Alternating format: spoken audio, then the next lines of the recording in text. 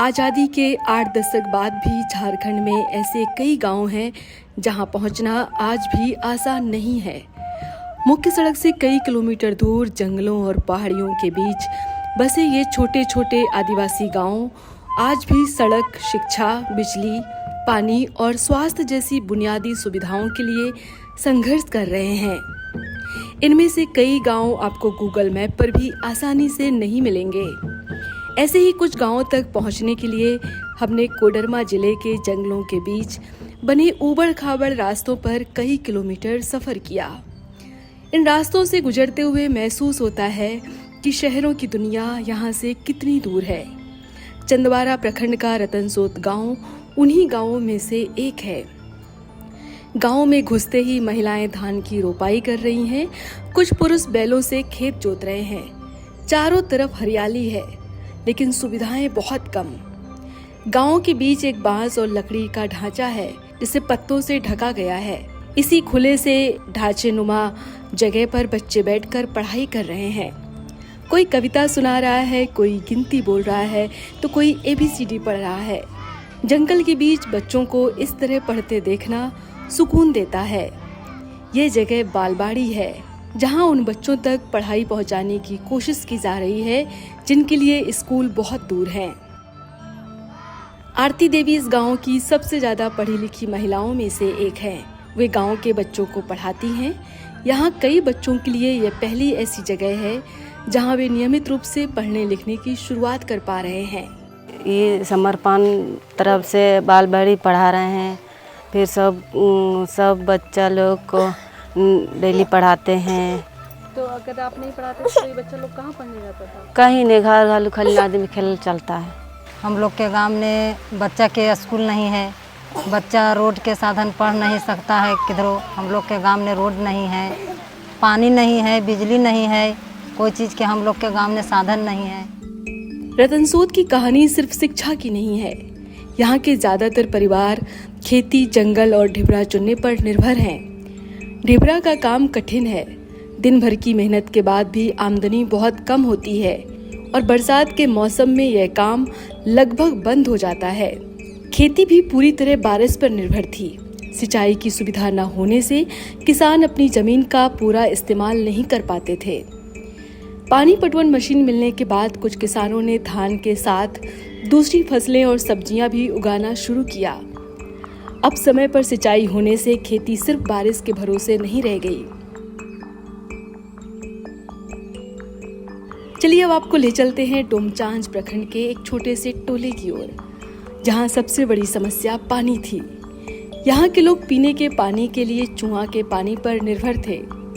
गर्मी के दिनों में पानी की दिक्कत और बढ़ जाती थी। पानी पीने का हम लोग बहुत तकलीफ था। पानी पिए, चूहा से कुआं बना दिए सामान का सस्ता से। अभी उतना तकलीफ पीने का नहीं हो रहा है। पहले पानी कहाँ से लाते थे आप लोग? यही है जो झरना चूहा से,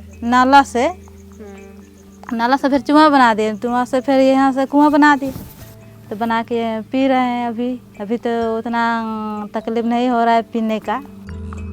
मेरी हांसदा बताती हैं कि पहले पीने के पानी के लिए काफी परेशानी होती थी। अब कुआं बनने के बाद स्थिति पहले से बेहतर हुई है। उनके लिए चूहा का पानी छोड़कर कुएं का पानी पीना किसी बड़ी सुविधा से कम नहीं है। पहले तो नाला वाला पानी पीते थे, तकर बाद आप लोग साथ दिया, इसीलिए मतलब कुआं वाला पानी अभी पी रहे हैं। नहीं तो पहले तो बहुत दिक्कत था। पानी की कहानी भी यहीं खत्म नहीं होती। डोमचांच प्रखंड के ही खैराटाड़ टोला में एक और बदलाव दिखाई देता है। यहाँ समुदाय की भागीदारी से बोरी बांध बनाया गया ताकि बरसात का पानी रोका जा सके। पहले बारिश का पानी बहकर निकल जाता था, अब वही पानी रुकता है और खेतों तक पहुँचता है। इससे खेती करना पहले की तुलना में आसान हुआ है। पानी का साधन नहीं था यहाँ पर। जो नदी का पानी पी रहे थे, को बोला कि समर्पण संस्था भैया सब जो बोला कि एक कटी कुआं खोदिएगा, हम लोग सहायता देंगे और कुआं का जो लगता है कुड़ी उड़ी जो टप्पा उठा ये सब हम लोग देंगे करके बोला ठीक है। तो वो सब दिया गया है, मशीन उशीन सब दिया है। देवमन मुंडा बताते हैं कि पहले वे ढिमरा चुनते थे, अब बीज सिंचाई और खेती के सहारे आलू, बैंगन, गोभी और धान उगा रहे हैं।